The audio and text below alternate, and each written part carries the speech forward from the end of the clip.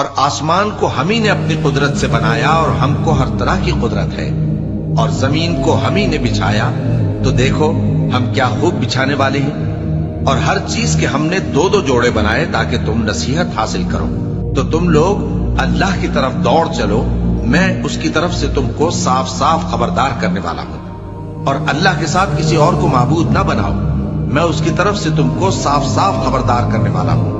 اسی طرح ان سے پہلے لوگوں کے پاس بھی جو پیغمبر آتا تو وہ بھی اس کو جادوگر یا دیوانہ کہتے۔ کیا یہ لوگ ایک دوسرے کو اسی بات کی وصیت کر مرے ہیں؟